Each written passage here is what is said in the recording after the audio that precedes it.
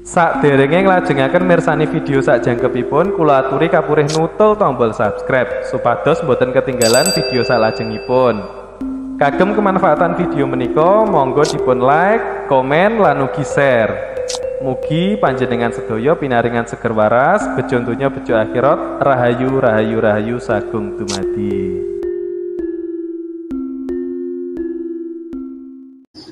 Yang selalu support atas segala bantuannya dengan like, subscribe, dan share-nya. Dan tidak lupa, marilah kita panjatkan puja dan puji syukur kita kepada Tuhan semesta alam. Rasa hormat dan bakti kita kepada leluhur-leluhur kita, kepada kedua orang tua kita, kepada sesepuh, bini sepuh, dan juga guru-guru kita yang telah berperan besar dalam kehidupan kita sehingga kita bisa seperti sekarang ini. Dan dalam kesempatan kali ini kita masih membahas, mengkaji, dan belajar tentang ilmu ma'rifat. Kita bahas versi Jawa, yaitu di mana sak temene dununge Gusti, atau di mana letaknya Gusti. Dalam Jawa, Gusti tan kena kinaya ngopo. Berarti Tuhan itu tidak bisa diwujudkan seperti apapun bentuknya. Manggon tanpa papan. Bertempat tidak membutuhkan tempat. Hidup tidak membutuhkan tempat. Wujud tapi tidak membutuhkan tempat. Jadi di mana-mana bisa. Di semua ruang dan waktu, di semua daerah, dan di semua makhluk bisa. Sinebut tanpa tinulis, dan bisa dipanggil tanpa harus dengan ditulis. Nah, terkadang dalam kehidupan kita dibingungkan dengan kebingungan kita sendiri, yaitu mencari Tuhan, mencari Gusti. Kalau orang Jawa bilangnya Gusti. Gusti di sini bisa bagusing ati ataupun kebajikan dalam diri kita, atau Gusti sebagai pencipta alam semesta, yaitu yang menciptakan kita semuanya. Nah, dari ajaran Jawa ini sebenarnya, dari leluhur-leluhur kita terdahulu ini sebenarnya, mereka sudah memahami konsep tentang ketuhanan. Mereka sudah paham dengan ilmu-ilmu kehidupan, bahkan mendalami, sehingga muncul dalam diri mereka tentang adanya kesadaran diri untuk mempercayai atau percaya dengan adanya Tuhan, walaupun tidak bisa diwujudkan seperti apapun bentuknya, walaupun tidak bisa dituliskan, dan walaupun tidak diketahui keberadaannya atau tempatnya, tetapi mereka percaya bahwa orang hidup itu ada yang menciptakan. dan ada yang menghidupi. Nah, dalam pengenalan konsep ketuhanan inilah yang harus kita pahami adalah orang hidup ada yang menciptakan dan ada yang menghidupi. Alam semesta sebenarnya adalah yang menghidupi kita semua. Kita tergantung dengan makhluk-makhluk di seluruh alam semesta ini sebagai penghidupan kita sehari-hari. Kita tidak bisa lepas dari tanah, air, angin, api, maka disebut sebagai unsur alam. Karena itu yang memberi penghidupan pada siklus makhluk di alam semesta. Tanah sebagai tempat berpijak, air sebagai sumber penghidupan, api, dan juga angin. Tetapi banyak manusia yang mengikuti perasaan mereka sendiri-sendiri, sehingga berlomba-lomba mencari dan mendekatkan diri dengan Tuhan. Jika Tuhan tan kena kinaya ngopo tidak bisa diwujudkan dalam bentuk apapun dan tidak bertempat walaupun ada, dan tidak perlu ditulis walaupun kita menyebutkan. Berarti mindset yang selama ini kita mencari-cari, kita ingin mendekatkan diri, itu adalah mindset yang salah. Di situ menandakan bahwa sebenarnya kita kurang kesadaran diri dalam hidup kita ini. Karena di saat kita menyadari dalam kehidupan kita ini, kita tidak perlu mencari keberadaan Tuhan ataupun mendekatkan diri dengan Tuhan lagi. Karena kita sudah hidup.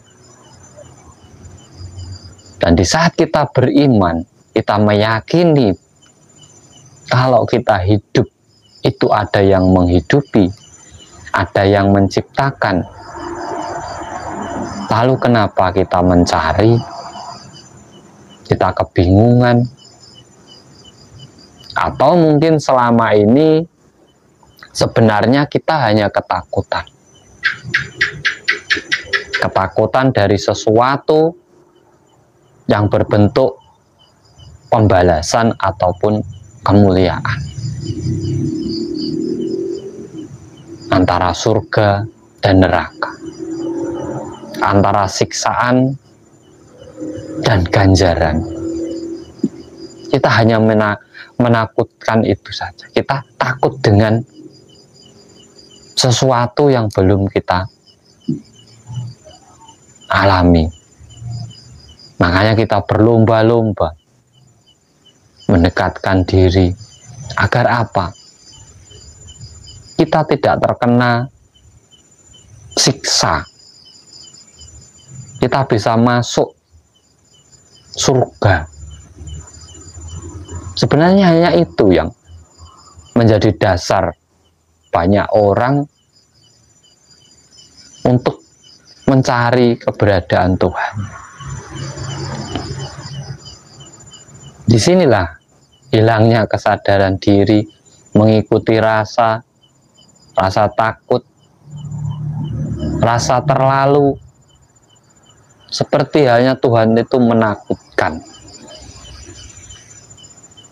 Padahal Tuhan Maha Pengasih, Maha Penyayang, Maha Adil, Maha segalanya. Tidak ada satupun kata yang menyebutkan Tuhan itu menakutkan.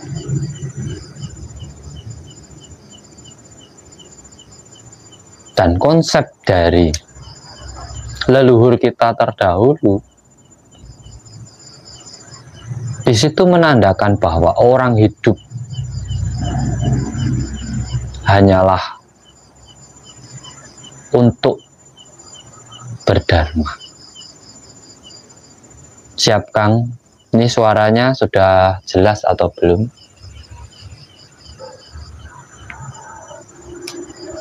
Suaranya sudah jelas atau belum? Cek, sambil cek suaranya, karena saya tidak bisa mendengarkan. Sambil tolong dipantau teman-teman semua, dari suaranya bagaimana, ini sudah jelas atau belum, agar kita belajarnya semakin enak.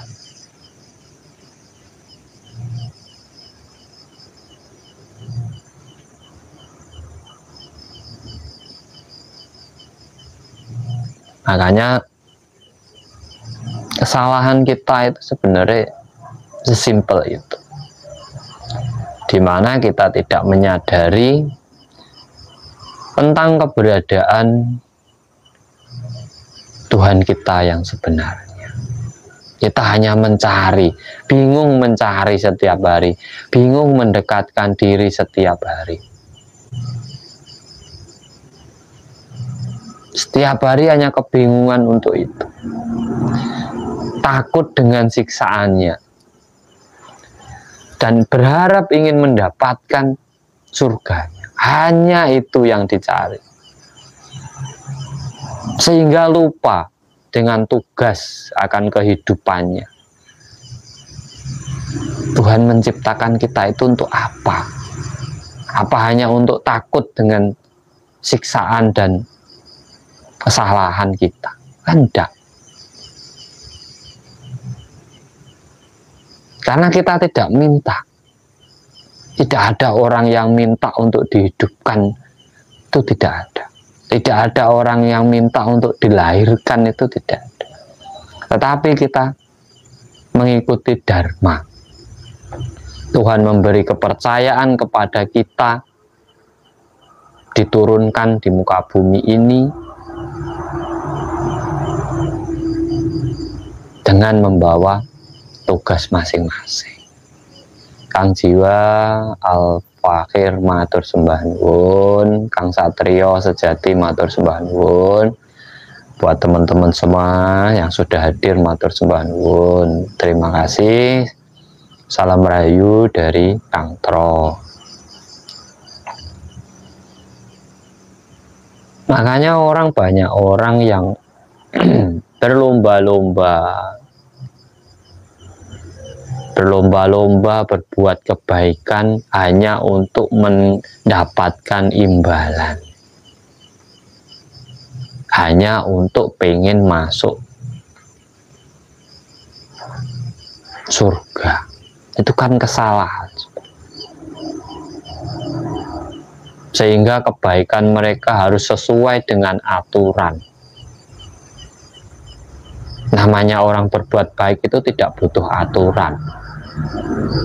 Oh, sudah baik kok butuh aturan. Yang dibikin aturan itu di saat membuat kesalahan, itu pasti ada aturannya. Tapi kalau baik itu tidak ada aturannya.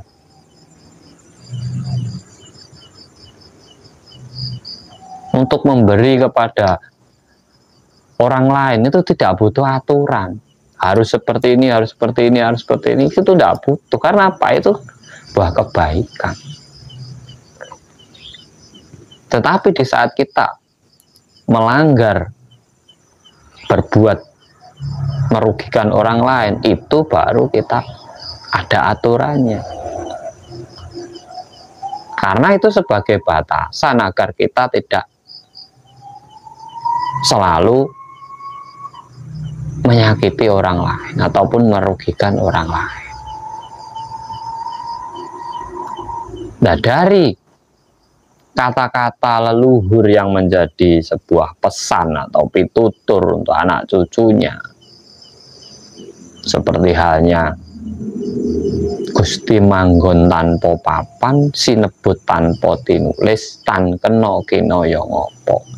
Nah, di situ sudah seharusnya kita paham bahwa Tuhan itu tidak bisa dicari. Dan apabila kita hanya ingin mendekatkan diri dengan Tuhan, sampai mati kita tidak akan pernah dekat. Karena apa? Sampean tidak menyadari kedekatanmu dengan Tuhanmu sendiri. Kamu hanya mencari kebingungan mengikuti rasa yang ada dalam dirimu, karena kamu merasa masih jauh.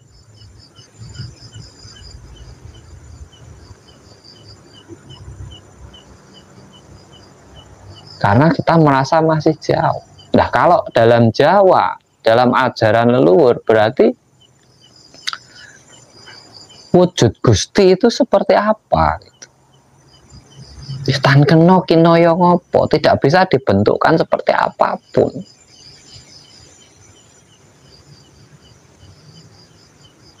Makanya dalam ajaran Syekh Siti Jenar, di saat dia mengucap yang ada hanya Tuhan, hanya Gusti, sebenarnya itu tidak bisa disalahkan juga. Tetapi di saat mengakui bahwa diri kita Tuhan, itu kesalahan. Karena apa? Berarti sudah mewujudkan sesuatu. Bahwa sedangkan Tuhan tidak bisa diwujudkan seperti apapun. Bukan diriku, bukan dirimu.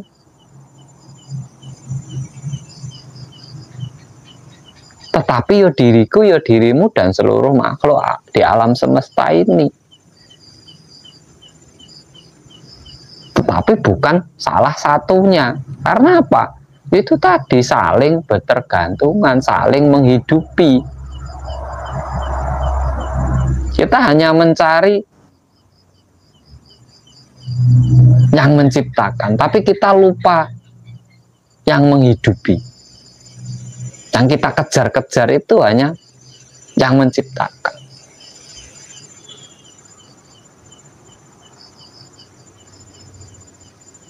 Nah, ini kesadaran diri itu Kang siapa ya?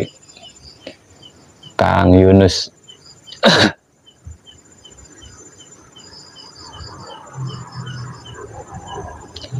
Apa tentang Kang Tro, apa itu kiasan saja tentang wahyu dan bema. Kalau bagi saya sesuatu yang tertulis itu berarti ada yang menulis. Sesimpel itu saja kalau saya. Dan kitab Tuhan yang sebenarnya itu tanpa tulis, nggak perlu ditulis. Wong Tuhan aja di situ sinebut tanpa tinulis, bisa disebut, bisa diucapkan walau tidak perlu ditulis.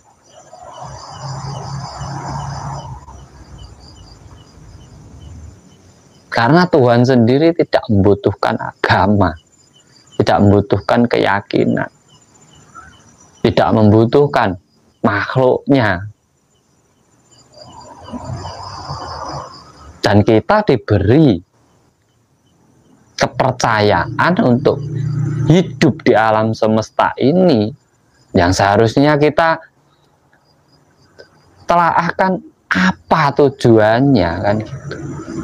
Agar kita tidak mengecewakan yang memberi kepercayaan ini.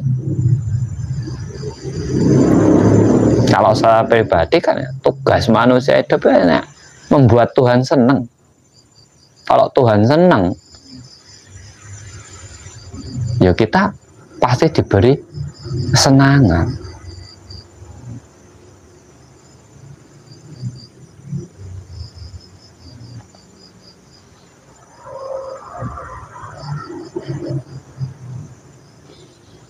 Niku kitabe wong Jawa, sanepane wong Jawa, tanpa tulis, tanpa wujud, tapi ya wujud Mas, tanpa tulis tapi wujud. Gusti itu manggon tanpa papan, tapi ada wujud. Dalam kitab aja kan wujud, nggak ada goib, nggak ada wujud. Nah, di dunia ini ada dua ruang, wujud dan nyata, nyata dan goib. Yang goib itu ya wujud, yang nyata ya wujud. Angin ini kan goib, tapi ada kan wujud. Ada karena kita ini yang menghidupi kita juga. Rasa kita ini kan goib, tapi ada kalau sama tidak ada yang tidak bisa merasakan.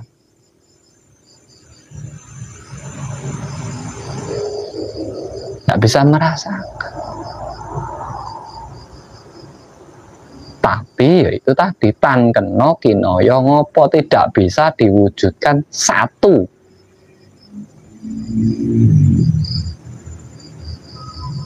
Karena apa? Semua satu. Satu itu semua. Oh Tuhan. Makanya ada yang bilang di seluruh alam semesta itu tidak ada siapa-siapa terkecuali Tuhan.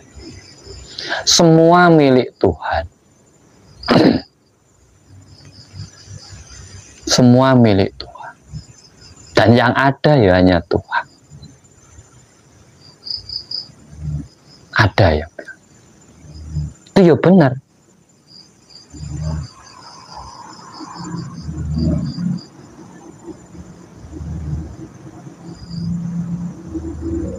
Kita realistis, jangan sebelum mengenal pencipta, kita kenali dulu aja yang menghidupi kita. Yang menghidupi kita ini apa? Nggak usah kita tinggi-tinggi ke sang pencipta. Yang menghidupi kita sehari-hari ini apa? Yang di saat kita kehilangan itu kita akan kelaparan, kita akan kehausan, kita akan mati.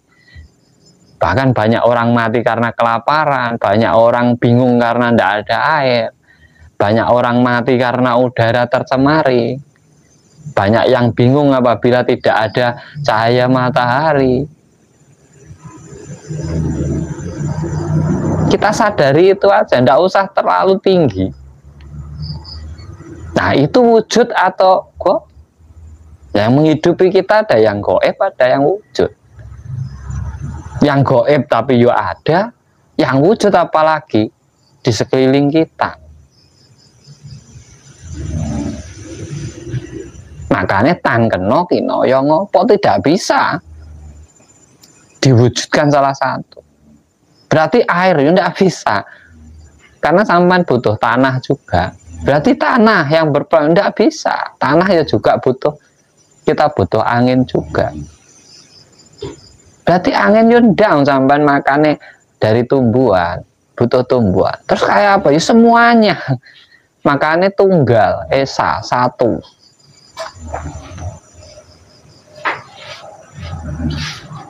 Satu.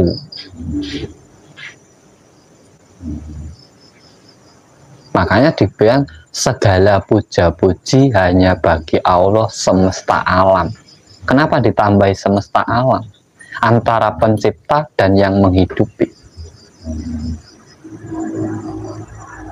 Itu harus bersinergi. Sampan juga harus berterima kasih kepada yang menghidupi panjenengan.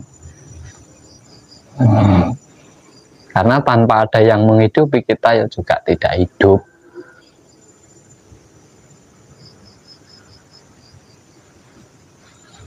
Itu yang harus kita pahami untuk mengenal ilmu kehidupan.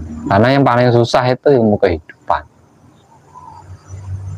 Itu tadi karena kita terbawa rasa, bingung mencari Tuhan. Padahal katanya goib ya dicari. Dibilang goib tapi di kitabnya wujud, kan yo susah. Dibilang wujud katanya salah. Terus yang benar yang mana?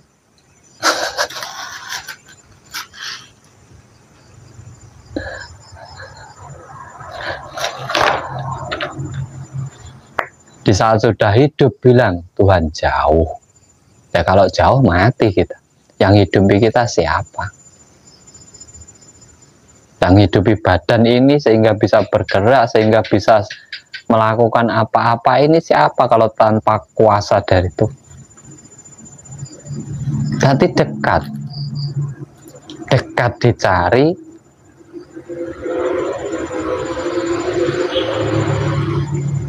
karena kurangnya kesadaran diri tentang dirinya sendiri. Makanya di saat orang tahu jati dirinya, tahu tentang dirinya, dia tahu tentang Tuhannya.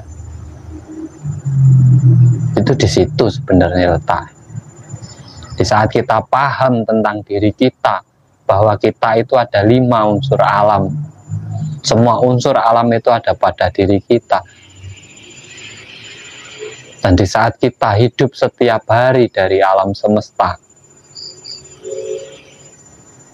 saling bertergantungan, saling menghidupi, saling melengkapi.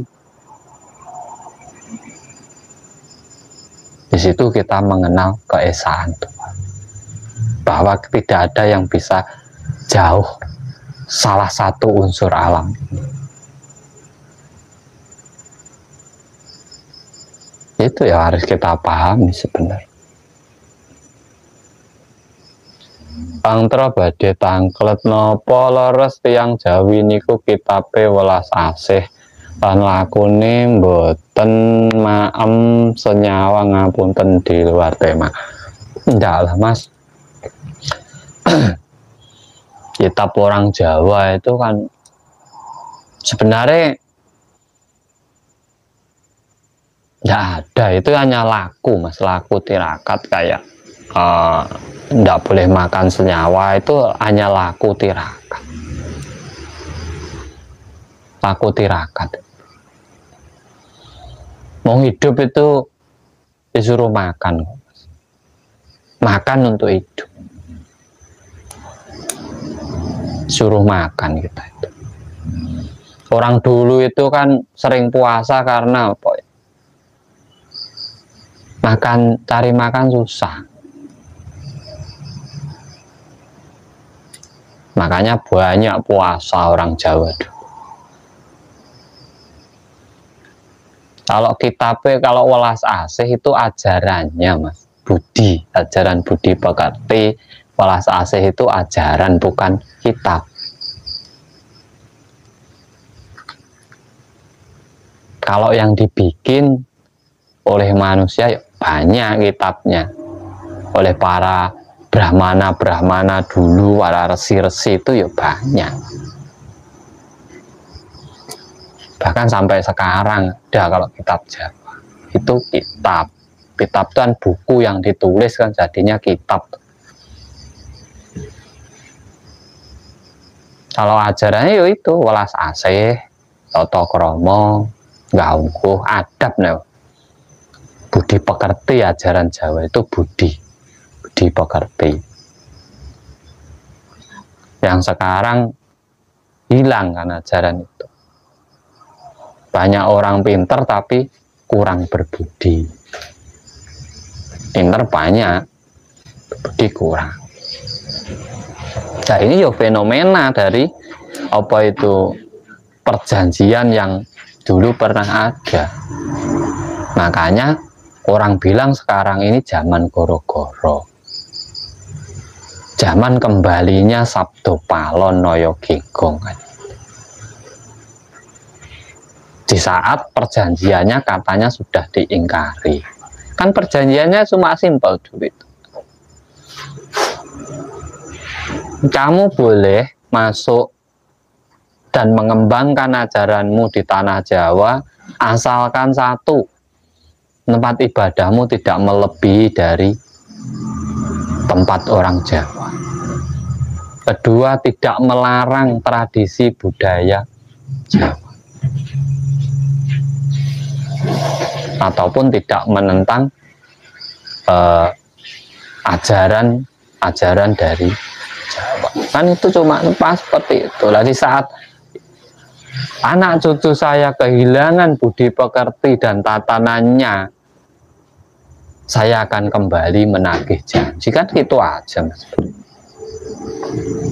Apa yang nagih janji sabdo palon yo ndak. Sebenarnya itu kembali ke diri kita masing-masing.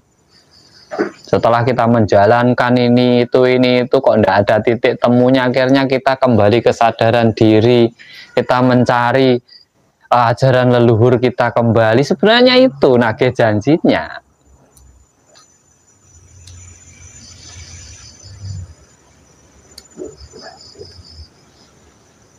Jadi kita dengan kesadaran diri sendiri untuk berbudi pekerti, untuk bertata krama, untuk memberikan kasih sayang antara satu dengan yang lainnya, itu yang dinamakan sabdo palon nagih janji. Sabdo itu pangucap, palon itu tatanan atau ini tiang, ini kan palon ini kalau Jawa dulu. Nah, yang menjadi tongkat tatanan di Jawa yaitu namanya sabdo palon.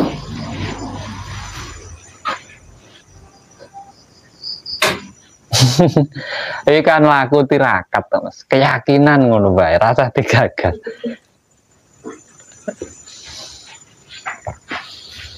Lah wong kuwi mesti ana nyawane kok, Mas. Kok ora leh mangan sing bernyawa lho. Sampan tumbuhan kuwi lak ya nyenek nyawane, Mas.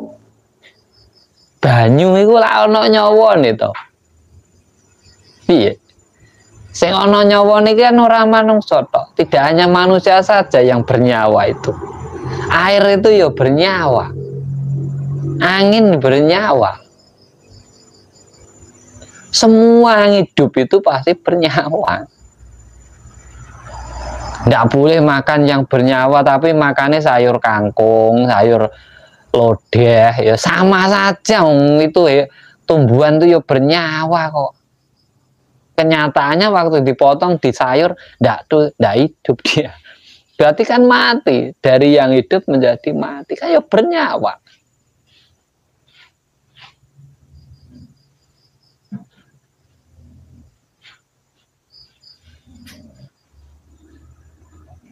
Apalagi makan bakso, sosis. Itu dari bernyawa semua malahan. Gak boleh makan bernyawa kok mau cuma makannya ikan. Ayo lucu tuh. Ya ndak usah makan sayur, ndak usah makan nasi. Nasi itu asalnya dari bernyawa kok.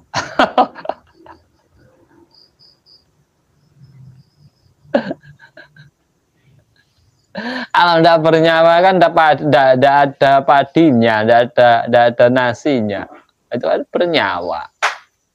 Ya berarti membunuh, Mas. Tapi yang sampan bisa makan itu dari membunuh kok. Membunuh makhluk lain kok.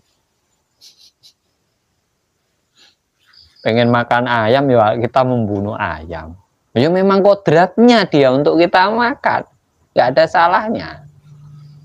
Ya kodratnya tumbuhan itu kita makan. Ya tidak ada salahnya.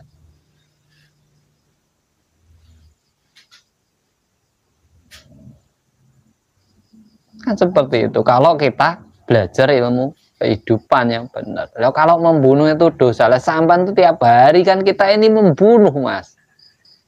Metik sayur kita membunuh. Brambang, bawang, bumbun-bumbun itu kita kan membunuh. Kita bisa makan itu dari membunuh. Karena mereka ya bernyawa asalnya.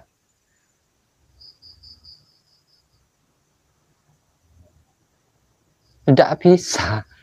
Tetapi dari kodrat mereka, dari siklus kehidupan mereka memang menjadi makanan kita. Itu sudah kodratnya. Makanya mereka ya tidak pernah menolak untuk dibunuh, untuk dimakan. Yang sekarang lagi marah itu kan, yang susah itu kalau makannya makan teman. Susah.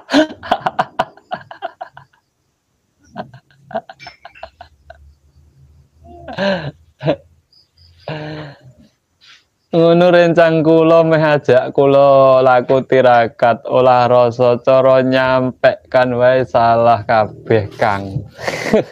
Sun Kang bener. Ora kok mal penyampaiane Mas.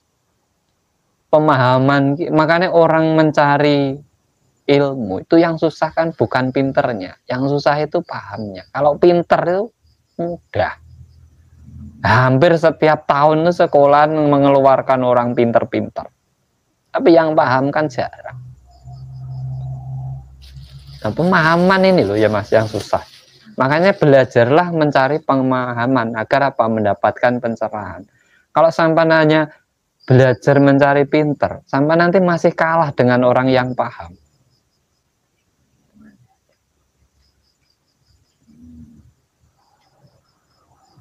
Akan kalah dengan orang yang paham. Wong pinter, wong goblok panganane wong pinter panganane wong paham. Wong paham kuwi mangan wong goblok iso, mangan wong pinter ya iso. Nah, sampai kalau untuk tirakat ya dipikir dulu gunanya apa kan gitu. Terus fungsinya apa? Semua tirakat itu Mas fungsinya untuk kembali kita kesadaran diri. Semua tirakat. Kalau mantra itu untuk mensugesti diri. Mensugesti diri. Contoh saya dengan ini, nanti saya bisa seperti ini. Saya dengan mantra ini saya bisa seperti ini. Itu mensugesti diri. Tapi untuk orang-orang yang sudah bermakrifat, butuh tirakat, butuh mantra, sudah dekat. Mau ngopo, mau nggak butuh perantara, nggak butuh sugesti untuk dirinya dengan Tuhannya, nggak butuh lagi. Wis sadar dengan kehidupannya sendiri. Yang lain itu gimana dong? Gak ada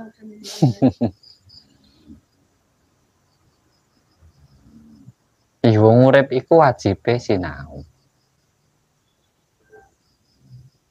Ning itu wajib sampai mati. Karena dalam hidup ini yang pasti cuma satu. Pasti mutlak mati. Itu pasti. Dan tidak ada yang tahu penutupan hidup itu, tidak ada yang tahu. Tidak bisa dijangkakan, tidak bisa diprediksikan.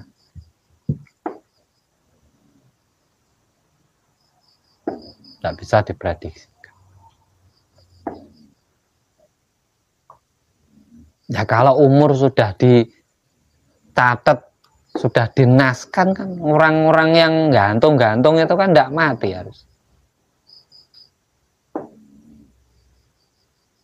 Umurmu 53 tahun, umur 20 tahun kecelakaan kan seharusnya tidak mati, harus sampai 53 kalau sudah memang ditulis.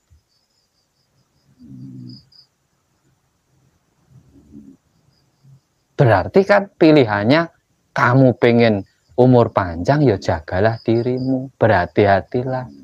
Kalau pengen umur pendek, siap-siaplah. Semaumu sendiri di jalan raya ini cepet.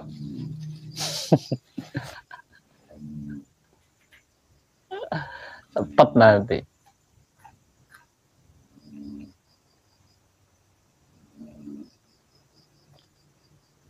Nggak bisa seperti itu. Kita juga harus mempunyai kesadaran dalam hidup.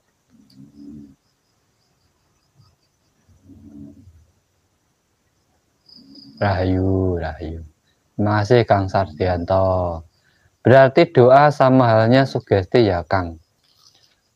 Dan pedoman atau agama atau aturan yang masih buatan manusia, ya wong namanya orang baik itu yang nilai kan ya manusia. Kita dibilang baik itu kan yang bilang manusia. Apa pernah Tuhan bilang kamu baik, kamu enggak. Kan enggak pernah. Orang ngurus Tuhan ki Mas. Biar kabeh karepmu, arek karepmu lah. Kalau masih ngurus kan enggak maha. Enggak maha kan? Namanya sudah maha itu wis ora butuh piye-piye, enggak butuh apa-apa. Enggak butuh pengakuan, enggak butuh pujian, enggak butuh disebut. Itu berarti maha. Kalau belum maha berarti masih butuh disebut, masih butuh dipuji. Kayak kita ini masih butuh pujian orang. Kalau dipuji orang seneng. Kalau tidak dianggap sama orang marah. Itu kan karena apa? Kita tidak maha. Kita biasa. Belum pakai telur. Kalau laki-laki biasanya pakai telur. Makanya spesial berjuang.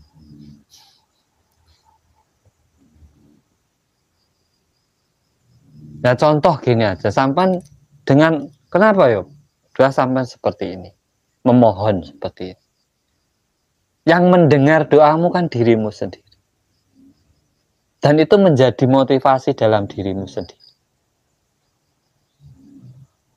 Jauhkan saya dari sifat yang buruk. Berarti di situ kan sampan menanamkan sugesti dalam diri sampan sendiri, dalam otak sampan sendiri menjadi sebuah memori bahwa saya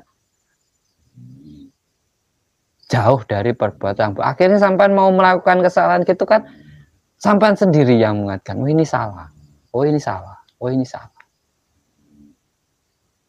Sebenarnya kan di situ. Saya pengen sukses, dan sampean yang dengar. Akhirnya sampean berusaha sendiri mewujudkan kesuksesan sampean sendiri. Dengan perjuangan sampean, dengan pemikiran sampean, dengan bantuan dari yang lainnya, sehingga kesuksesan itu terwujud. Dan di situ kita dianjurkan untuk bersyukur. Kita wajibnya kan bersyukur kepada seluruh, pada semuanya. Kita berterima kasih. Bersyukur itu kan berterima kasih.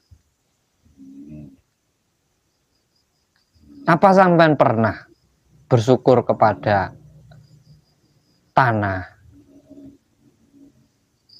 setiap hari memberi penghidupan sampean? Setiap hari sampean injak, sampean kencingi, pernah sampean berterima kasih? Pernahkah sampean berterima kasih kepada sayur-sayuran setiap hari sampean makan? Pernahkah sampean berterima kasih kepada angin yang setiap hari sampean hirup, menghidupi sampean?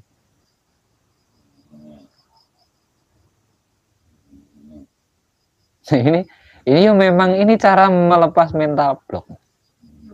Dimana kita biar bisa merasakan keagungan Tuhan, kebesaran Tuhan, menikmati seluruh makhluk ciptaan Tuhan. Jangan dibatasi. Kalau dibatasi sampean tidak akan bisa merasakan ciptaan Tuhan, kenikmatan hidup itu tidak akan bisa sampai rasakan. Tidak bisa. Karena apa? Kenikmatan Tuhan itu tidak terbatas. Nah, kalau sampean batasi, sampean belum mencapai titik kenikmatan dari Tuhan.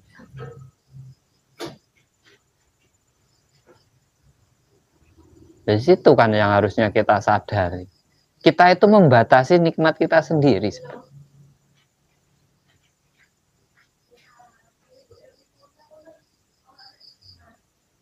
Membatasi kita. Bahkan kan untuk baik saja sampai batasi kadang. Aturannya ndak ada ini, ya kan?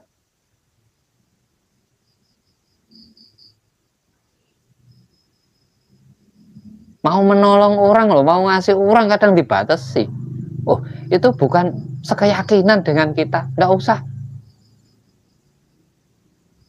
Sampean sendiri yang membatasi. Tuhan aja ndak pernah batasi. Ngasih air loh ke semua. Ndak milih Tuhan itu ngasih air ke semua. Ndak pernah dibatasi gitu, ndak pernah. Ngasih makan ke semua. Nggak ada yang dibatasi. Kok sampean, kalau kita kok membatasi, kan kita melebihi kuasa Tuhan berarti. Ya Tuhannya itu siapa? Kan gitu.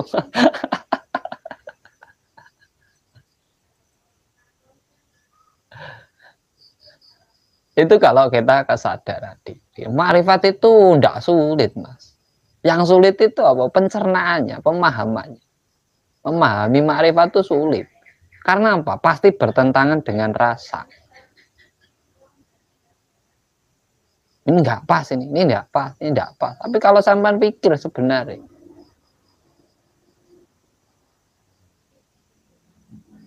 contoh simpel ya, simple Mas. Seluruh alam semesta ini hanyalah milik Tuhan. Tanah yang kita, tempat kita hidup ini loh, sertifikatnya milik kita sendiri-sendiri, bukan milik Tuhan. Makanya Tuhan mau ke tempat sampean tuh yuk malu tuh. Bukan miliknya ya. Kalau sampean kasih tahu sertifikatnya milik saya, sampean tuh siapa, susah tuh sampean.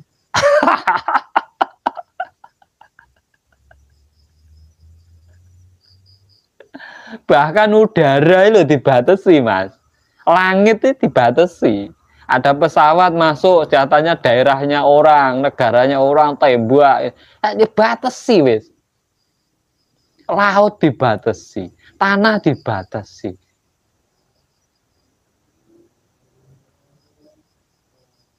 Suara kurang kenceng, Kang, masuk tuh. Das kenceng loh.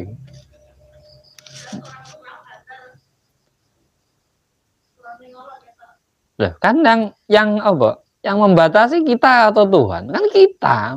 Itulah sampai membatasi nikmat Tuhan. Nikmat Tuhan kita yang membatasi sendiri. Coba lepas. Sama-sama bangsa manusia saling mengejek, saling menghina, saling merendahkan. Pembatasnya apa? Golongan, keyakinan. Itu untuk agar kita menyadari Tuhan malah jadi pembatas.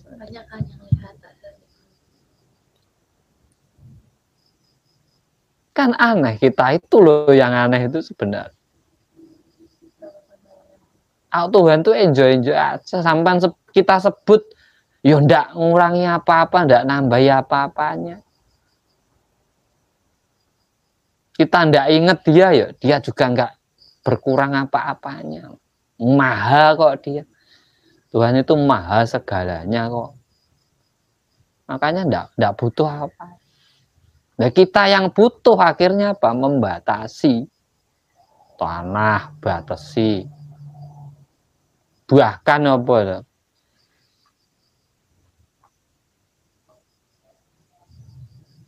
Bahkan kita itu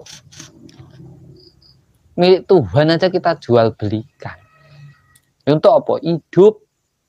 Benar ya, Mas?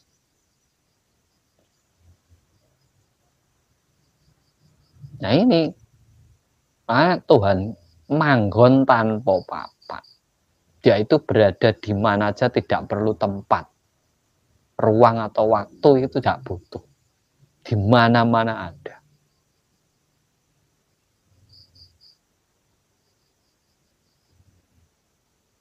Karena apa? Waktu di dunia ini tidak sama. Ada yang siang, ada yang malam.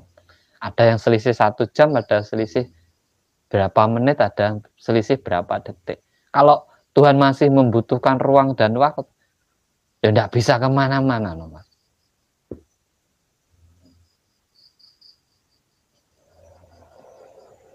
Dan Tuhan tidak membutuhkan tempat. Masanya apa? Di mana-mana ada kehidupan. Kalau dia milih, sudah saya di Nusantara ini saja. Loh, lah yang di lain di kutub sana mati, Mas. Tidak bisa.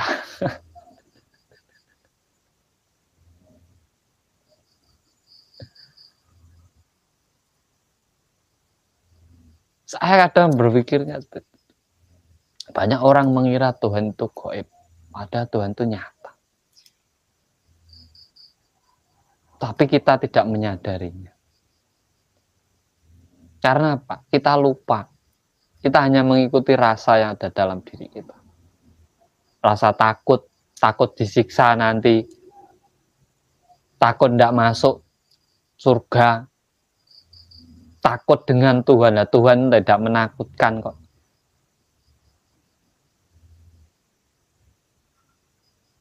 Sampean ingin mendekatkan diri, tapi sampean takut. Kan ya lucu. Orang takut itu tidak pernah dekat kok. Orang takut itu tidak pernah dekat. Sampean baru takut sesuatu gitu aja, ketemu gini. Sampean sudah menghindar kok.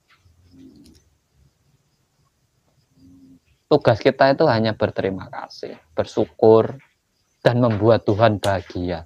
Bagaimana cara membuat Tuhan bahagia? Yuk kita bahagiakan ciptaan Tuhan semuanya. Makhluk-makhluk yang menghidupi kita, yuk kita bahagia. Orang-orang di sekeliling kita itu kita bahagiakan. Itu cara kita. Karena apa? Yang kita lihat kita itu makhluk ciptaannya. Kalau pengen membahagiakan penciptanya, yuk kita bahagiakan saja lah makhluk ciptaannya, sudah kalau gitu. Simple.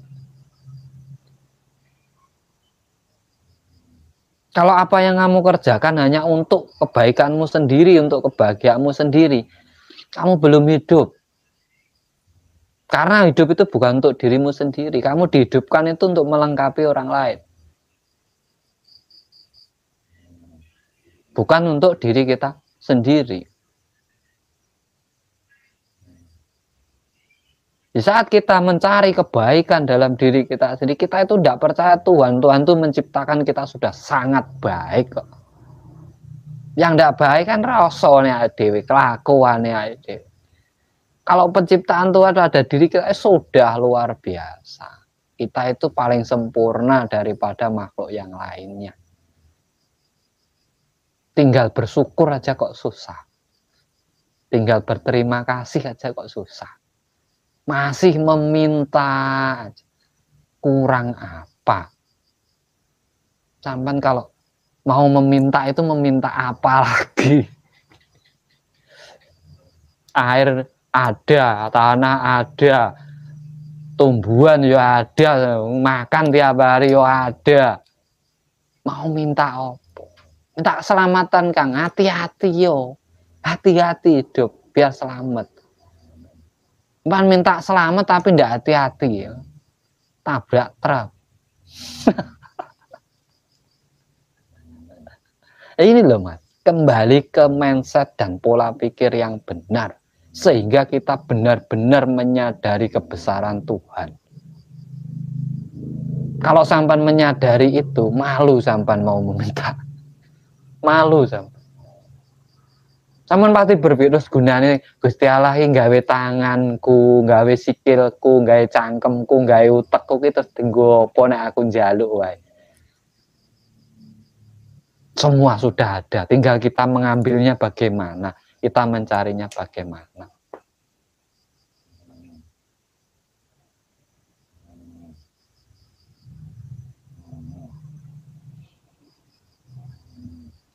Siap, benar Mas Yunus.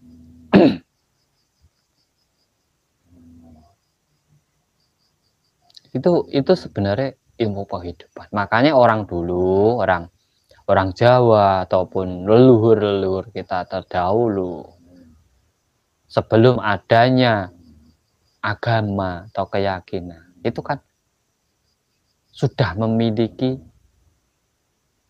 keyakinan. Walaupun cara beribadah mereka menghadap ke pohon, memberi sesaji ke tanah, menghadap ke laut, menghadap ke gunung, menghadap, itu kan memang mereka itu berterima kasih kepada yang menghidupi mereka. Kalau tidak ada laut, tidak bisa makan ikan teri. Kalau tidak ada gunung, tanah tidak subur dari letusannya. Bisa ada pasir, bisa ada ini. Karena apa? Pasir yang menghidupi orang banyak. Tidak ada pohon, tidak bisa bikin rumah, tidak bisa bikin kursi, tidak bisa untuk masak. Orang dulu itu masak aja dari pohon.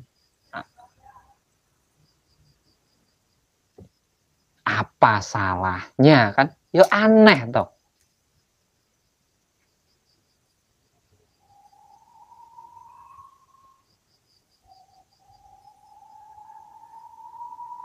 Kalau bagi saya yang bermasalah itu yang tiap hari minta itu.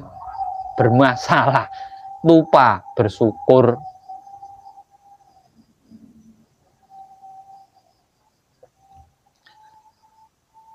Kang Jiwa, Kang kalau mau meditasi atau nyuwung niku enten tawasule mboten? Tidak ada, Mas. Tidak ada. Tidak ada tawasulnya. Sampai tak kasih tahu, tak kasih bocoran. Sebentar Mas, mau ada orang ke sini, tak balesannya dulu.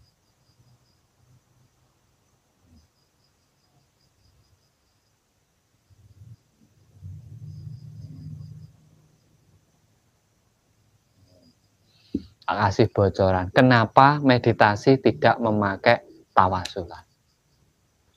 Sampean kan mencari, suwung itu bukan puncak meditasi loh Mas. Suwung itu adalah sepi. Menyepi itu suwung. Makanya omahnya suwung. Nggak ada yang nempati, sepi. Nah, di saat sampean menyendiri, itu namanya suwung sudah. Bukan puncaknya meditasi. Suwung itu bukan puncaknya. Suwung itu hanya tempat untuk meditasi. Di dalam keadaan yang sepi itu namanya suwung. Nah, sampean diam. Diam, terus sampean mencari ketenangan. Di saat sampean mencari ketenangan, di situ setelah tenang sampean kan membaca, bukan hanya tenang saja. Kalau sampean tenang saja nanti selesai dapatnya apa tuh? Pikiran tenang gitu. Besok ya mumet lagi. Besoknya mumet lagi. Contoh suwung yang sejati, Mas. Yaitu suwungnya Kanjeng Nabi. Itu suwung yang sejati, semedi yang sejati, sehingga dia mendapatkan wahyu. Diam, tenang. Wahyu pertama apa? Membaca. Bacalah. Apa yang dibaca? Itulah. Sampai di saat diam, tenang, bacalah. Tak we bocoran nih sampean. Kalau diam tenang, sampean ku ngerasakan energi tubuh lah, merasakan denyutan lah, merasakan ini lubang lah, merasakan ada yang mengalir. Itu karena sampean tahapnya baru ketenang. Diam dan tenang. Sampean kurang satu tahap lagi, bacalah. Sehingga di saat sampean membaca ini, sampean akan mendapatkan hidayah. Mendapatkan petunjuk. Dari apa? Apa yang sampean rasakan. Dari apa yang sampean alami. Contoh sampean punya masalah. Sampean bawa. Diam, tenang, dibaca. Masalahku kok gini? Masalahku kok seperti ini? Ini penyebabnya apa? Solusinya bagaimana? Nah itu sampean mendapatkan petunjuk. Nanti, oh saya harus seperti ini. Itu petunjuknya. Nggak perlu tawasul.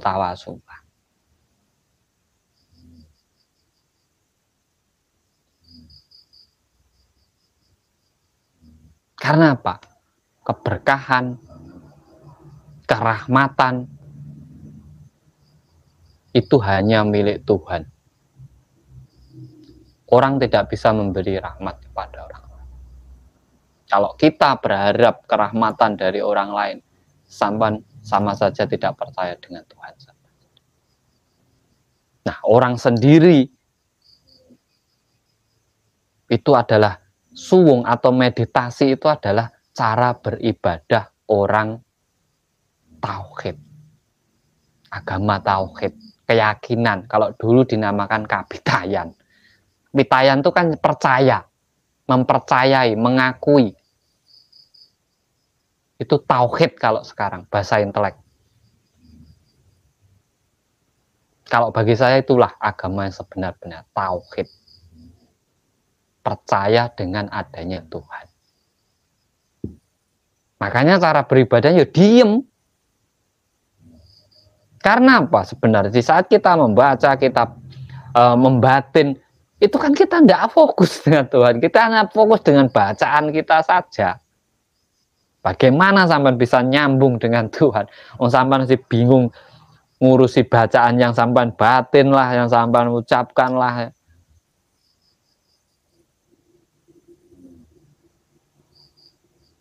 Karena saya dulu ahlinya.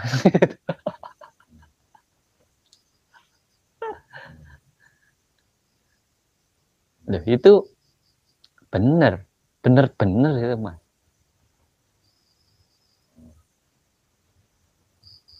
Kita harus pinter-pinter di situ mengkaji sebuah pembelajaran.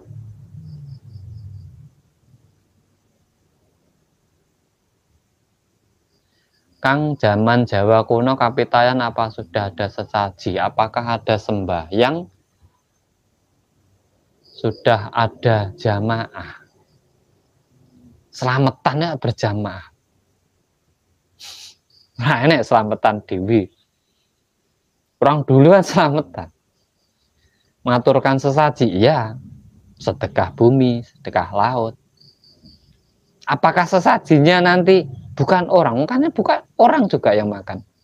Kalau dibuang laut kan ikan yang makan. Karena apa? Wujud bersyukur.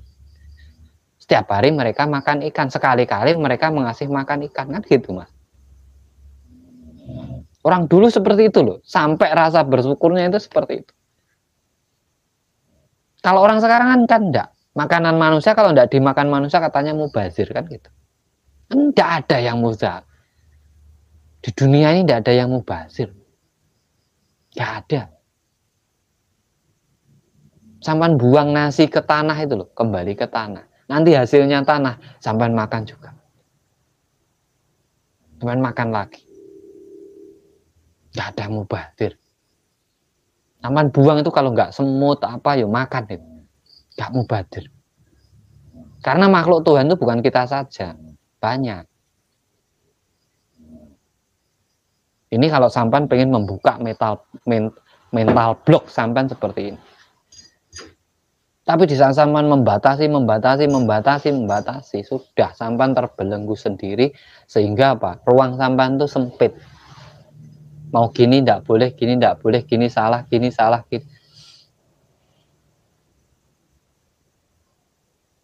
Karena Tuhan itu tidak pernah mempermasalahkan apa. Karena dia tidak pernah memiliki masalah. Sakaremu lah. Mbok puji aku yora bunga-bunga nemen orang mbok puji aku yora sedih. Yang mesti Allah maha kok. Kok saya butuh dipuji, saya butuh disembah, berarti kan tidak maha.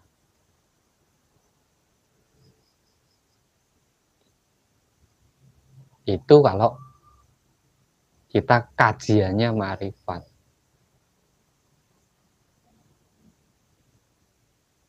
Kita sudah dekat dengan Tuhan.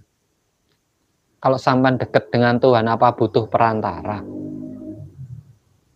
untuk menyampaikan sesuatu sampai kepada Tuhan? Butuh masih perantara. Butuh wasilah masih. Masih butuh tawasul. Untuk menolong mengantarkan apa yang sampai inginkan. Katanya dekat. Kan sampai tinggal menyampaikan apa yang sampai inginkan. Mungkin kajian saya ini banyak pertentangan, Mas. Jadi kontroversi. Saya tidak apa-apa. Saya hanya ingin kita kembali ke kesadaran diri. Menjadi manusia yang sejati. Manembah marang Gusti kanthi wujud jalmo manungsa kang sejati.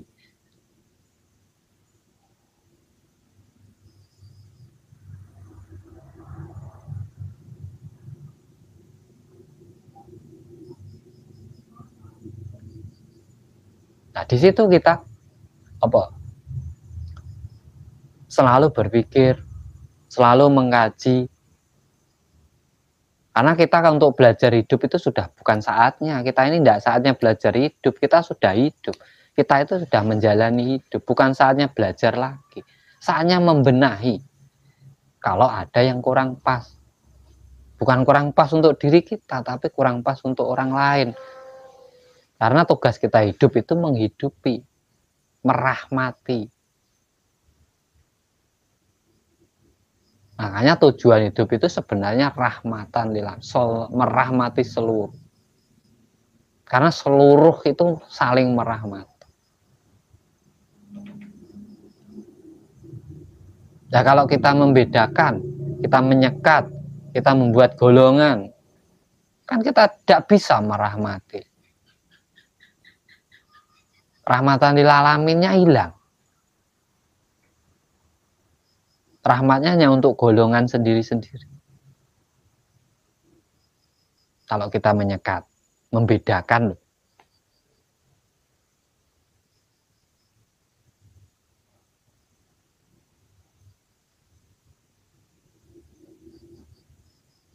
Nah, kalau kita pengen benar-benar manunggal ke seluruh makhluk, ya tidak usah ada batasan.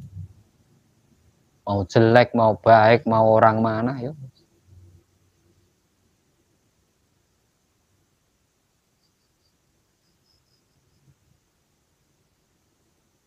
Karena apa tugas kita itu? Yang penting kita berbuat baik, buat bagus kepada orang lain sudah cukup. Kata orang Jawa dulu, urip sing penting becik le. Nah, becik ini kan bijak sini, bijaksana. Bijak sini ini sampai menghargai diri sendiri, bijaksana sampai menghargai orang lain. Sampai menghidupi sendiri, diri sendiri juga menghidupi orang lain. Merahmati diri sendiri juga merahmati orang lain. Tapi becik, bagus. Eling lan waspada. Ingat dan selalu waspada. Ingat akan dirimu, akan Tuhanmu, akan orang-orang di sekelilingmu, dan waspada dalam perjalanan hidup kita. Nah, sudah kunci itu sebenarnya. Itu ajaran leluhur kita terdahulu. Bahkan sebelum Jawa Dwipa, sebelum Nusantara. Nusantara ini pernah menjadi sebuah negeri yang dibilang negeri khayangan, surga dunia, bahkan menjadi tempat pencerah dunia. Itu dulu namanya Indranet Surya. Sebelum ada Jawa Dwipa, sebelum ada Nusantara. Itu pemimpinnya, itu kadewatan, era kadewatan.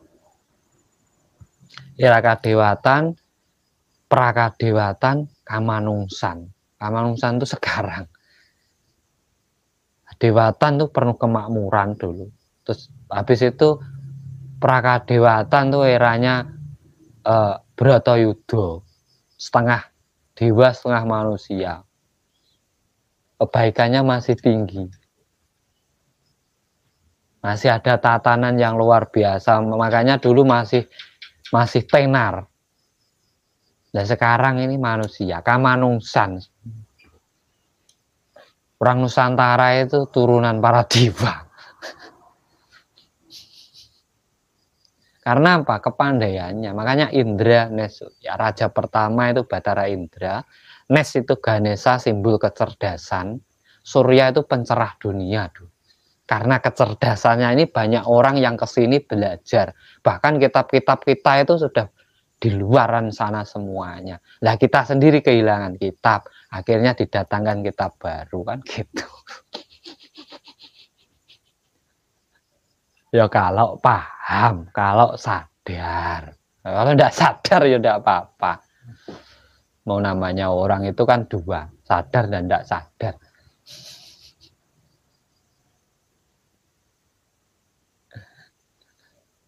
Rahayu, bagus. Terima kasih sudah hadir. Dibantu like-like-nya juga biar tambah semangat.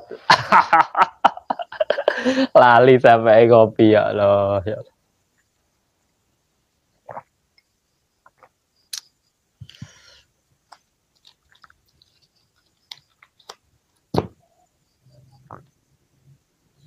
Ya pengetahuan kita sampaikan. Jangan memakai rasa, kita memakai mindset, pola pikir dalam mencerna sesuatu. Karena kita belajar itu tidak bisa hanya memilih orang-orang tertentu. Semua yang ada di alam semesta ini adalah guru, adalah buku yang bisa kita baca dan kita pelajari. Pohon itu ya buku, ya kitab, bisa kita pelajari. Air itu ya buku, ya kitab, bisa kita pelajari.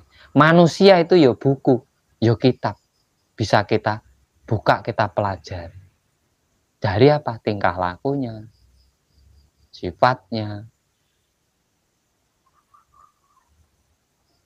Itu sebenarnya yang kita lupa. Kita lupa belajar dengan apa yang tidak tertulis. Padahal itu mutlak. Kitab dari Sang Maha Pencipta. Tuhan sendiri yang menciptakan.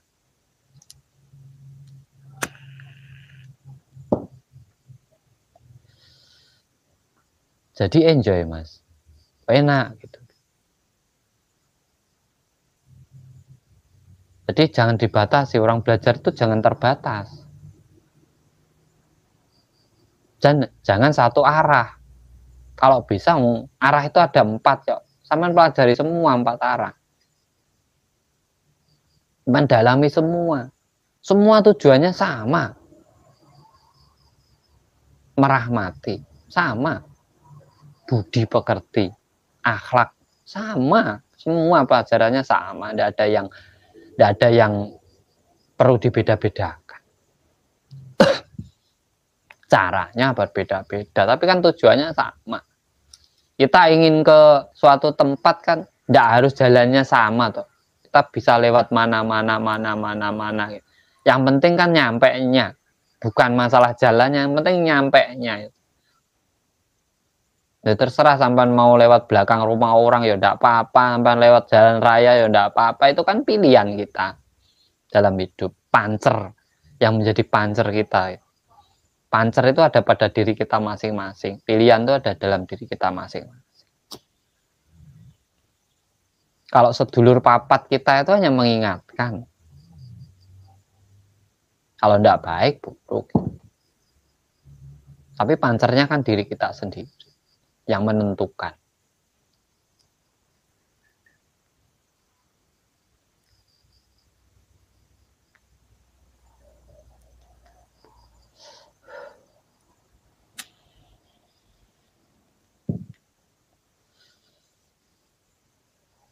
Ya memang kadang kontroversi kalau pelajaran-pelajaran seperti ini itu kontroversi. Tapi tujuan kita yang penting kita kembali kesadaran diri. Masalah kontroversi urusan belakang. Yang penting kita tidak merendahkan, menyakiti ataupun menghina orang lain. Tujuan kita baik. Hati-hati karena apa ya? Sekarang zamannya seperti itu.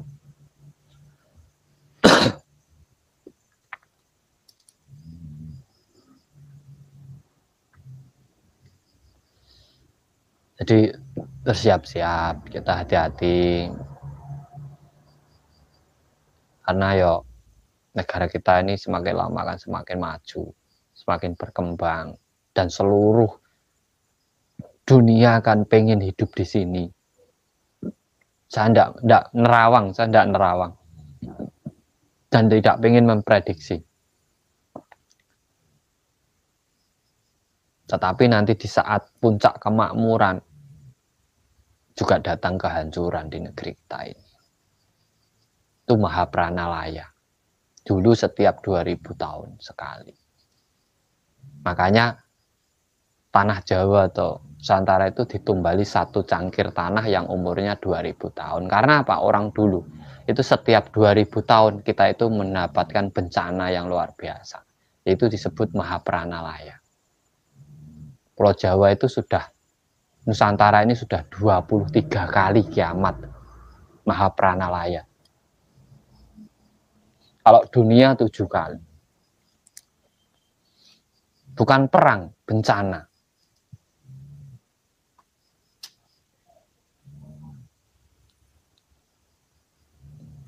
Danau-danau yang sekarang indah-indah itu kan dulu bekas letusan gunung sebenarnya, kawah itu sebenarnya.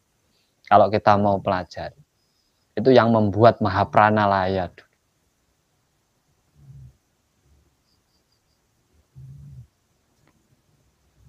Kayak telaga-telaga sekarang di gunung-gunung itu sebenarnya kan kawah itu.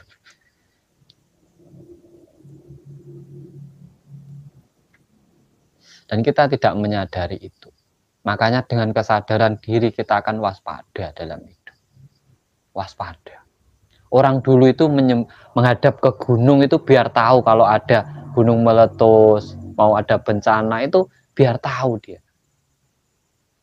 Karena di saat gunung mau meletus, yang turun pertama kali itu hewan. Nah, orang-orang dulu itu, wah hewan sudah mulai turun, ini berarti gunung mau meletus. Dia juga menghindar. Kalau hewan aja pinter bisa menghindar, loh kita itu loh kadang yang susah. Ego kita itu udah tahu gunung meletus, kok enggak mau menyingkir dulu gitu. Hewan aja menyingkir. Ya karena kita kurang memahami alam.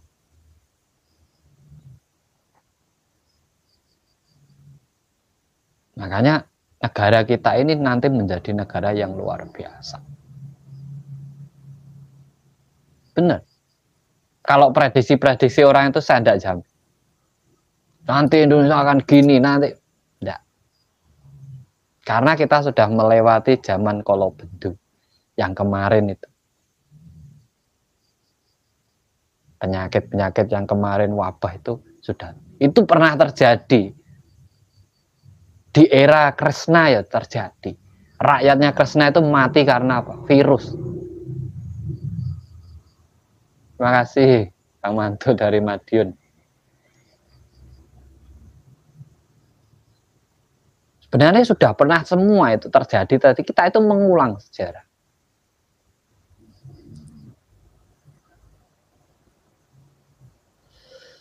Nah nanti negara kita ini akan makmur, tetapi itu rawan bencana. Karena ya memang dari dulu setiap 2000 tahun itu negara Nusantara itu pasti banyak gunung yang meletus. Itu sudah ditulis di kitab-kitab dulu. Nah ini sudah 2023 kan. Kita diberi bonus 23 tahun. Izin tangklet Mas menawi kerso saged searah menyatu antara dohir dan batin itu gimana caranya agar bisa satu tujuan suwun. Maaf mau nanya bagaimana ceritanya panggilan Kang Tro. Mas Tro dari Jawa. Kan dari Jawa. Kang Tro itu nama bapak saya.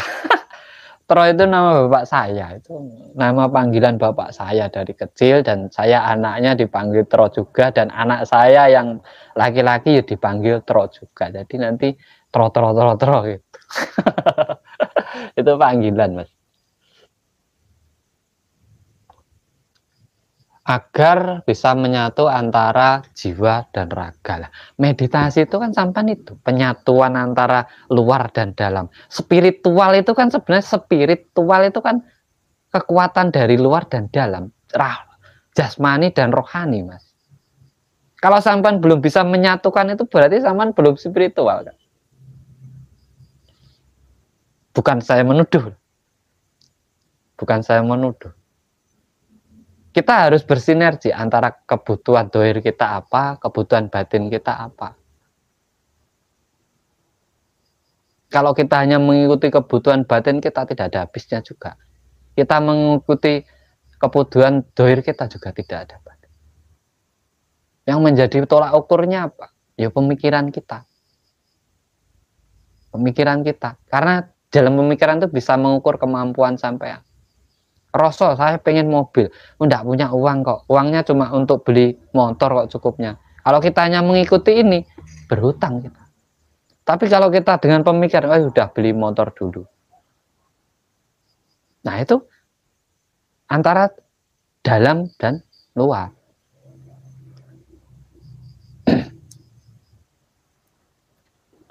Kang Tro itu nama panggilan, Mas. Saya lahir di Kalimantan. Saya itu lahir di Banjarmasin, Kalimantan. Umur 4, saya dulu itu masih bayi, yang membantu kelahiran saya itu orang Dayak. Yang mandikan saya di laut, di sungai itu orang Dayak juga. Saya umur 40 hari, mau diangkat jadi anak orang Dayak, ibu saya tidak boleh, dan saya pulang ke Jawa sampai sekarang di Madiun. Itu cerita saya singkatnya seperti itu. Saya aslinya kalau raga saya ini ada tanah Kalimantannya, tanah Dayak. Cuma saya besar di Jawa. Karena umur 40 hari saya dibawa pulang. Saya asli lahir di tengah hutan. Tran dulu. Tahun 83, 84. Saya lahir 84.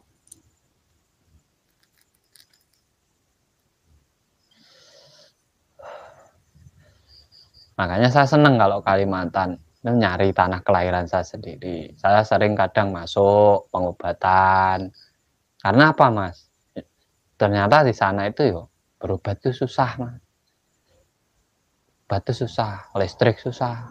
Kadang nggak ada listriknya. Saya kemarin yang terakhir itu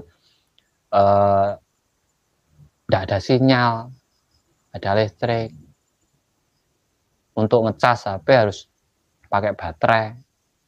Nanti listriknya dijami. Kalau malam mati, pagi hidup, gensetnya cuma satu katanya. Gitu. Ya seperti itu sebenarnya kalau kita mau masuk ke pedalaman. Kalau kita di Jawa ini masih enak, Ya, sekali-kali kita itu berkarya ke pedalaman-pedalaman sana, kan banyak orang yang butuh pertolongan kok di sana, banyak orang sakit juga. Saya sebelum corona itu sebulan kadang 2 kali ke Kalimantan sendiri saya, Mas. Terakhir di temeni Habib Sukma dari Tegal saya terakhir. Terus orangnya di saya masih sendiri sampai sekarang. Itu terakhir di Tanah Dayak, di Kalimantan Barat saya terakhir. Di Aeropas terakhir. Di sana banyak orang-orang Jawa juga, makanya ya enak. Dan orangnya luar biasa, penyambutannya, menerimanya luar biasa. Karena sebenarnya dimanapun tempat, asal kita tidak bikin masalah, kita memberi pertolongan dan tulus, tidak usah mentarget, tidak usah seperti ini, tetap penyambutannya itu luar biasa. Penyambutannya luar biasa. Saya baru lama menetap terus punya, ibaratnya pengen mendirikan seperti ini tuh ya di Kediri ini. Dulu saya enggak seneng, karena saya itu senangnya berjalan keluar. Jadi kan manusia itu yang penting karyanya, kita berkarya.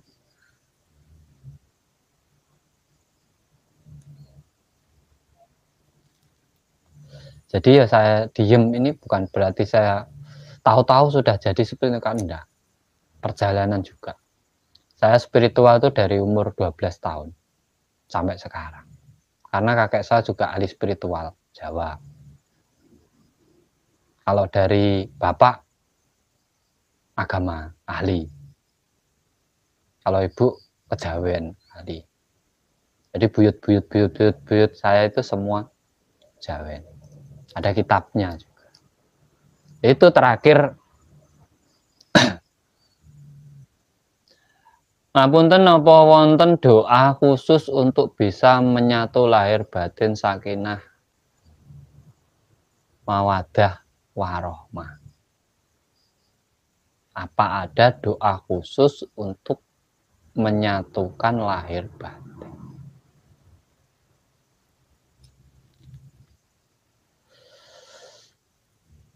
Doanya sih tidak ada, Mas. untuk menyatukan lahir dan batin itu tidak butuh doa, butuh kesadaran diri. Benar ini Mas, itu kuncinya. Makanya saya menggembar-gemborkan tentang kesadaran diri ini kan itu sebenarnya tujuan saya. Dan cara tercepat untuk kembali kesadaran diri itu meditasi. Makanya saya kembangkan itu aja.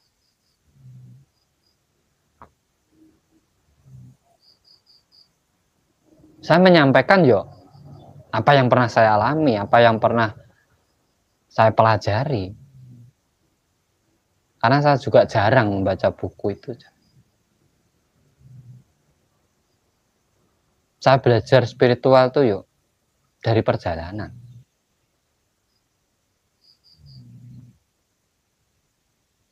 Dan seumur hidup ini guru saya ibaratnya yang benar-benar dulu mengajari spiritual atau kanuragan itu cuma satu, paman saya sendiri.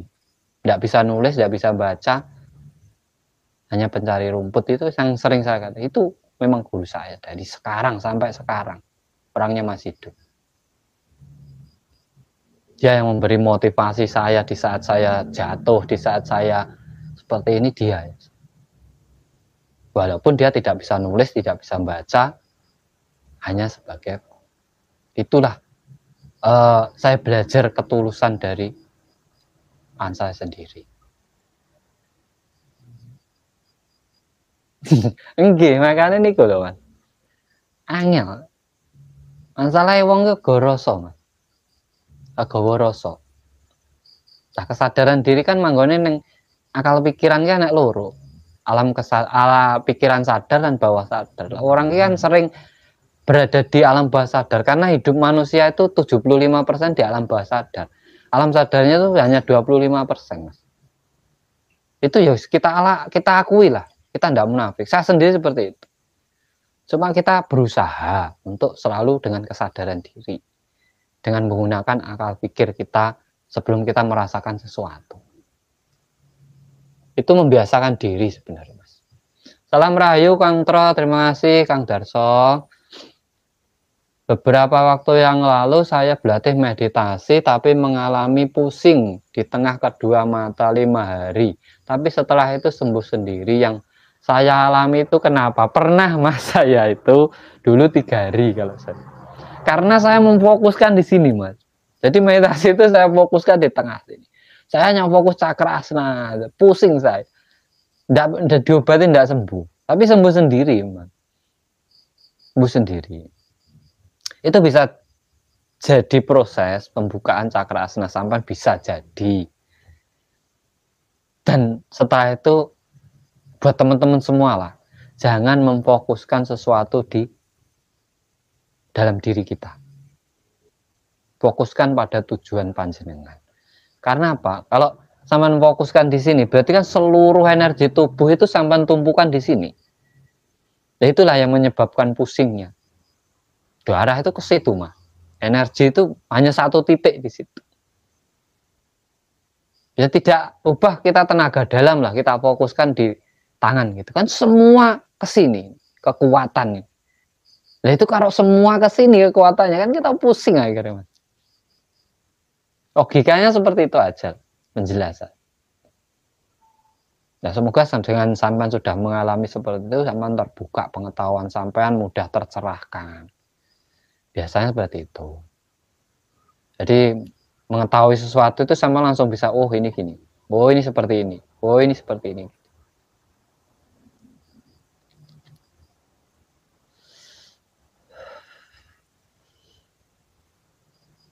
Nah, jadi kembali ke ketuhanan tadi dalam hidup kita.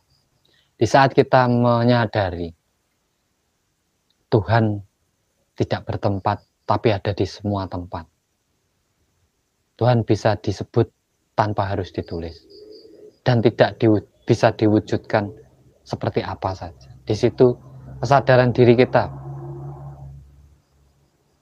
ya hanya dengan kesadaran diri kita bisa mengetahui Tuhan.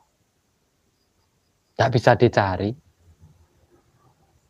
Karena apa? Tanpa tempat. Tanpa mencari di mana. tanpa tempat. Dalam diri saya kan, itu kan sampean sendiri. Dan dalam diri orang, dalam semua makhluknya, nggak bisa. Tan kena kinoyong, tidak bisa diujar seperti apa. Seluruh makhluk di alam semesta itu ciptaan Tuhan.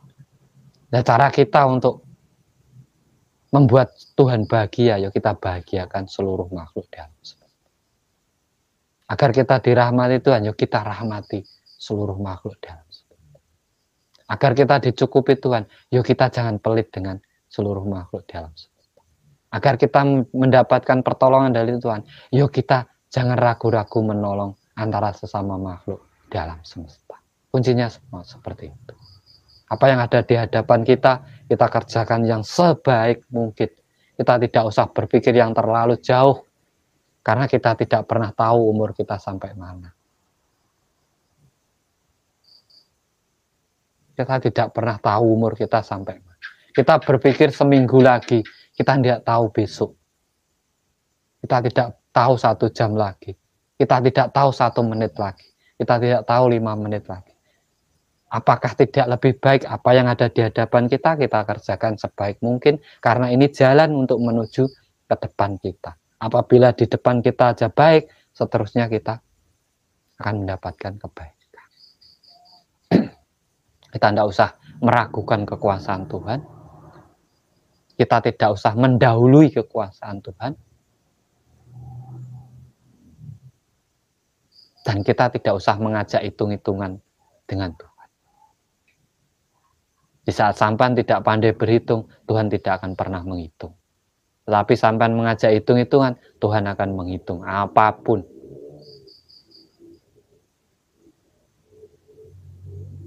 Makanya ini untuk yang dagang-dagang, yang memiliki usaha, jangan pernah mengajak hitung-hitungan Tuhan. Di saat sampan ini modal saya segini, saya harus untung segini, tiap hari saya harus dapat segini, sampan tuh mengajak hitung-hitungan Tuhan. Untung saya harus 50.000. Lah kalau besok sampan mau dikasih untung 200.000, yang 150 tidak jadi dikasih sampan minta 50.000. Mau berangkat, waduh ini nanti sepi. Sampan sudah mengajak hitungan Tuhan. Sampan belum berangkat, sampan sudah menentukan nasib sampean. Tidak bisa. Kalau sampean pengen usaha sampean lancar, sukses, laris, berangkat niat mencari rezeki. Ya sudah, kalau mencari rezeki itu apapun yang dikasih Tuhan itu rezeki. Bang Osi, matur sembah nuwun, terima kasih sudah hadir. Itu pesan dari Romo Yai saya. Ojo pernah urip mengajari Tuhan, mengajak hitung-hitungan Tuhan.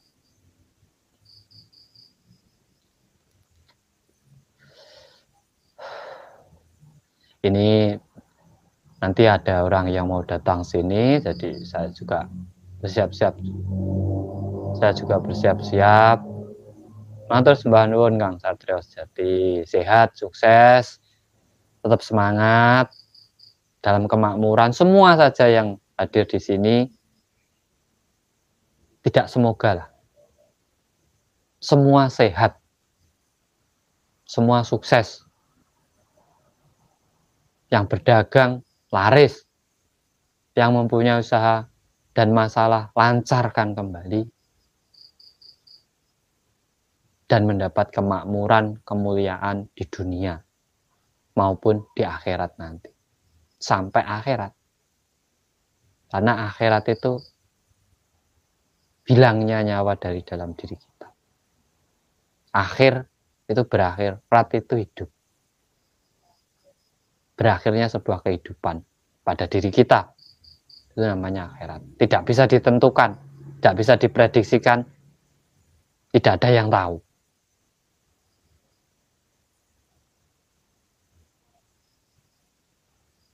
Jadi kita positif thinking aja. Tidak usah berandai-andai, tidak usah mendahului. Kita jalani apa, yang ada di hadapan kita kerjakan sebaik mungkin. Siap Bang Uzi, monggo. Dan apapun yang ada di video saya, di channel saya itu siapapun boleh mengamalkan, monggo. Tanpa harus izin saya. Semua boleh, mau terserah. Itu cuma ilmu itu dibagikan. Karena dibagikan itu biar semua tahu, biar semua bisa mempelajari. Apalagi tentang ajaran Jawa, kalau kita hanya sembunyikan, orang juga tidak akan tahu. Makanya dikasih tahu saja. Biar apa? Semua tahu. Kalau semua tahu, nanti akhirnya ya tahu, bisa menjalankan gitu. Nah, ilmu harus disembunyikan aja. Kalau enggak jadi muridnya enggak bisa, ya itu namanya kita ada maunya. Ada maunya, ada udang di balik batu.